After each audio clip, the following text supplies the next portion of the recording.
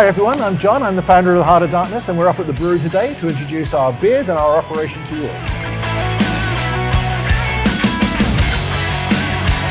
What's The Heart of Darkness Brewery? We are one of Vietnam's leading breweries. We started back in 2016 with the express mission to bring uncompromising, big, bold American-style craft beers to Vietnam and introduce them to the Vietnamese, and then to expand out across Asia. We make a broad spectrum of beers. Our philosophy is to make sure that anybody that comes into one of our tap rooms can find 4 beers that work specifically for them. So we always have 20 beers on tap. We've made over 400 beers in our short 4-year life. We specialize in big, bold, hoppy beers. Our best sellers are West Coast IPAs, New England IPAs, double IPAs. But we're actually also really well known for lighter beers like Pilsners, Pale Ales. One of our best sellers is actually Dream Alone Pale Ale, my personal favorite. So my love of craft beer actually started back in 1996. So as an Englishman moving to America, I was a little bit terrified, coming from the land of real ales, moving to the land of certain beers that begin with B, which I can't say publicly. I was terrified that I wasn't going to be able to have good beer. And a good friend of mine took me around the corner to this beer barn and introduced me to this amazing world of craft beer. We just filled 2 big sacks, went back to my house, sat in the corner, got very, very drunk together as he walked me through his experience with craft beer. I became addicted. I first sort of got into Sierra Nevada Pale Ale, and then moved on up to Dogfish Head 60-minute IPAs and the bigger, bolder, hoppier beers. So then I moved to China, and it was back to Qingdao, Heineken and Tiger. After 8 years of that, I couldn't take it anymore, and I started a homebrew. Got very addicted to homebrewing, quit my job, did nothing but homebrew for 6 months, and then IKEA headhunted me, brought me to Vietnam, where I continued to homebrew. And then after about 1.5 years, I met my current partners, and there was a distinct lack of good craft beer in Saigon at the time.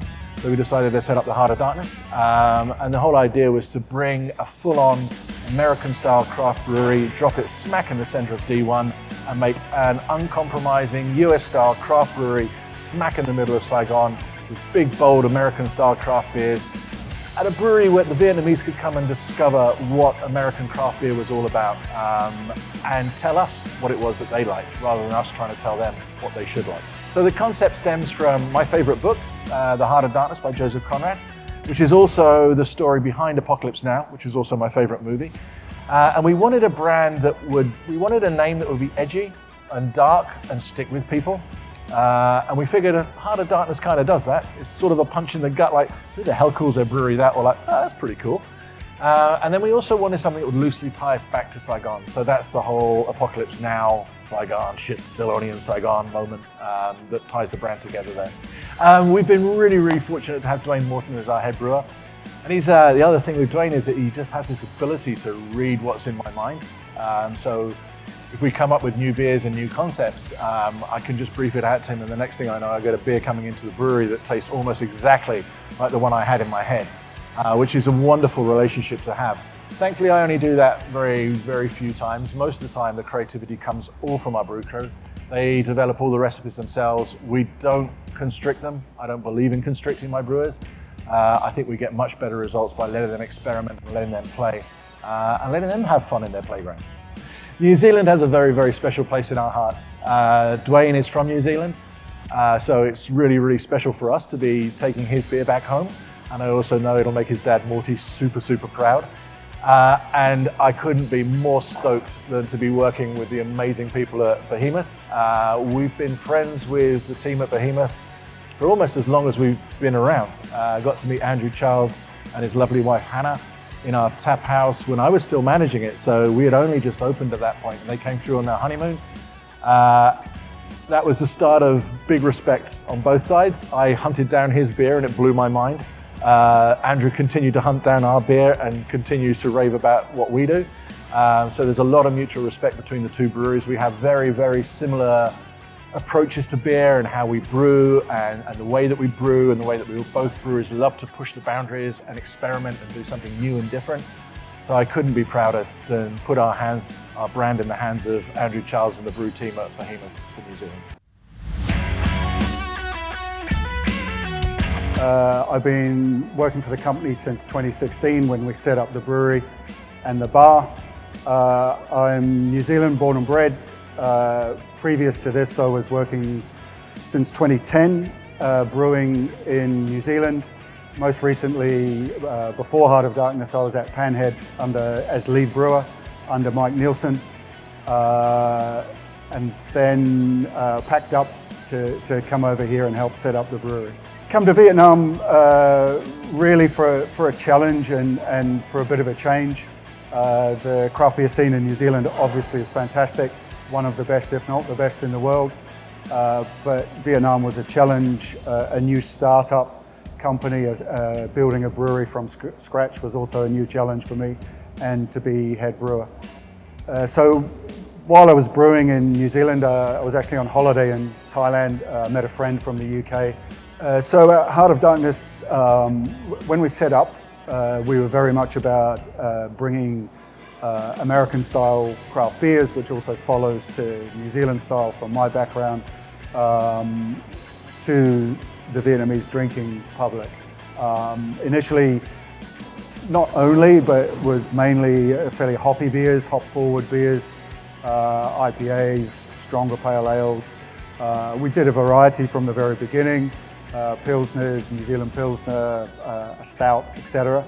I think that made a bit of a name for ourselves. Other people here were doing it differently.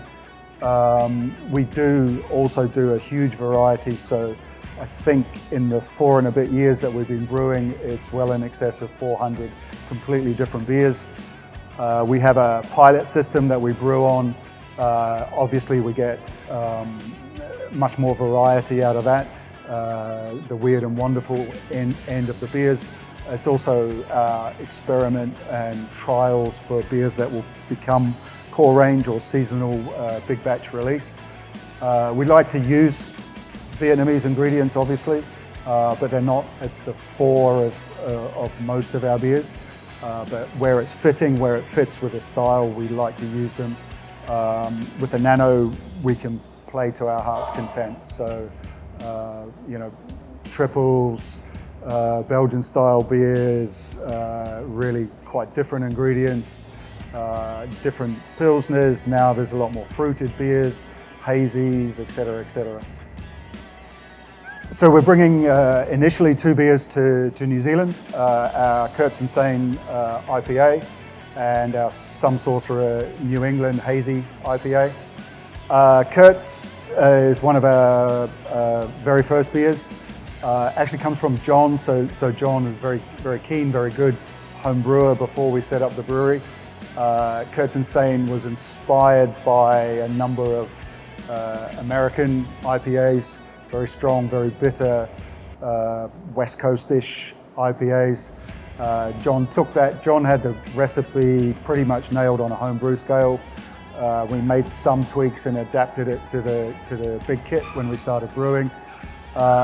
Big, bold, 7 different hops,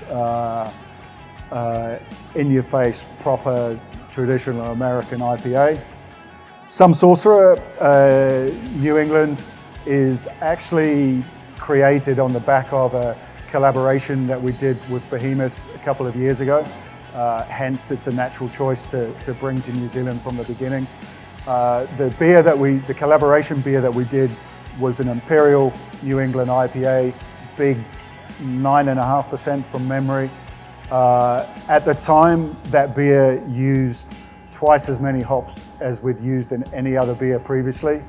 So we scaled it back, kept essentially the same recipe, scaled it back to the 6.3% ABV, kept everything balanced, and that became Some Sorcerer. That's a regular seasonal release here in Vietnam, and as I say, it was a natural choice to be released in New Zealand through Behemoth. So for me, having Heart of Darkness beers brewed in New Zealand and on sale in New Zealand is full circle for me.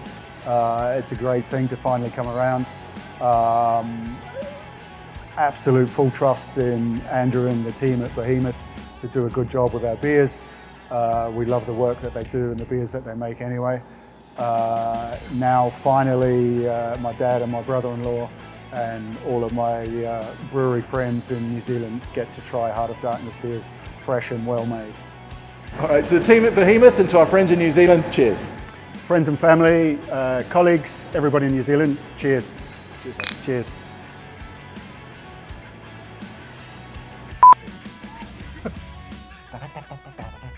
No. Where's the clapper? There's no clapping. How am I meant to know when to start? Yeah, one more time. Yeah, one more time. But just make sure you put The one. easiest one is taking multiple shots. All right, looking at Sarah. Everyone's looking at Sarah. Right. You looking at Sarah, everybody else is already. Okay. Bye, Sarah. Team at Behemoth and New Zealand, cheers, guys. Friends and family, colleagues, everybody in New Zealand, cheers. Cheers, mate. Cheers, mate. Oh, shit. Did you do it again? Hey, everybody look at Sarah.